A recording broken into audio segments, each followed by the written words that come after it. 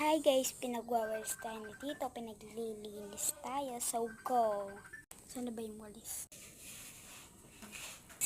Ngayon lang nga pala ako makakapag-upload, sorry kung naban yung account ko.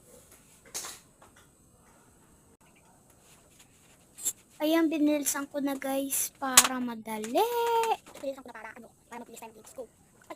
Ginawa ko pa yung trend niya, no? Ito nga pala yung lagi kong ginagawa. Mag-comment kayo kung ano gusto nyo. Shoutout kay Natalia Manato. I-search nyo sa Facebook, Talia Vlog. Makikita nyo yung vlog ng kaibigan ko at mag-follow na din kayo. Huwag na din kalimutan mag-subscribe sa video na ito. Nakakapagod guys. So, sa part 2 na nga pala yung kwarto kasi medyo siya. Medyo makalat. Kaya, sa bato na lang. Naalala nyo ba yung nagpunta ako sa hotel? Nagigil ako, nabantong ako. Ayan o mga guys, naglilis mo na ilalim kasi sobrang kalo.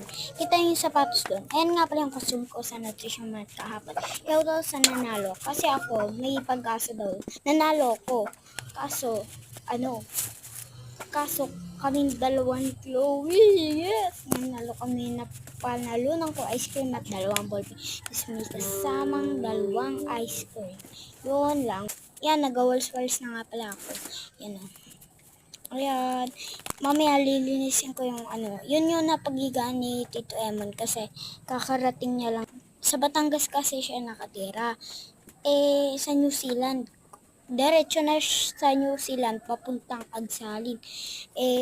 Naman yung nahiga ayun yung upuan na yan, dyan siya nahiga kasi wala nang park doon sa kwarto.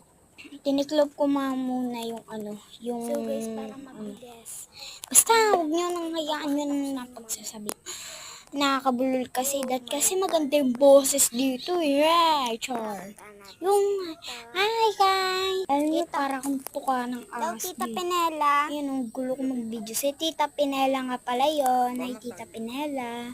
Pagpatanggal na siya ng brace, sabi ni Tito, di kita asawa, iba yung asawa ko, may brace yun, maganda yun, sobrang ganda. Ayan na guys to. So, pinapaano ko na. Para mabilis guys, itataklob ko na lang siya. Mamaya, panoorin nyo. Basta ba't kasi nag-stop tong voice? Stop na naman to guys. Bye na. Pak. Ay, pinising ko glasses sa part 2 na yan. Bye-bye.